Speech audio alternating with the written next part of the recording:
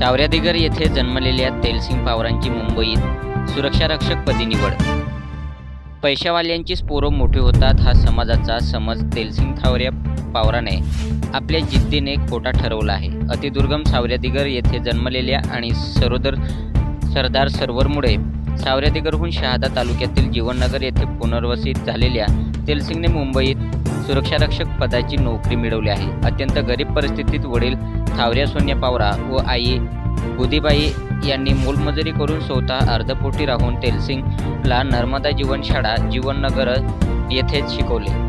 फाटकी चप्पल गडक्या छपराखाली कंदिलाच्या उजेडात त्याने शिक्षण पूर्ण केले। या संघर्षात कणा बनून उभे राहिलेले ते मामा सुलतान पवारा घरात आर्थिक चणचण असताना शाळेची फी भरण्यापासून ते पुस्तके वह्या घेऊन देण्यापर्यंत मामांनी वेळोवेळी पदरमोड केली।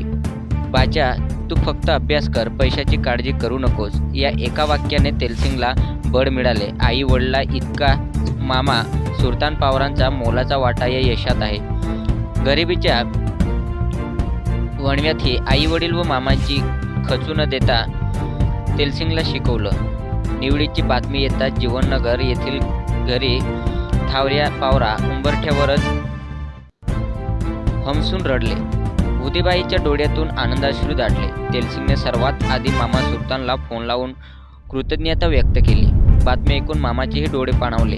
तेलसिंगची खाकी वर्दी पैशाने नाही तर आई बापांच्या घामाने, मामा सुलतान यांच्या निस्वार्थ मायेने आणि स्वतःच्या अभ्यासाने मिळवले आहे। आई वडील व मामा सुलतान पवारा यांना सल्यूट देताना तेलसिंगचे डोळे भरून आले। गरिबीच्या पोरांना नोकरी लागत नाही हे खोटं आहे, अभ्यास करा, जिद्द सोडू नका हा संदेश त्याने समाजाला दिला आहे। सातपुडा न्यूज वाहिनी, नंदुरबार।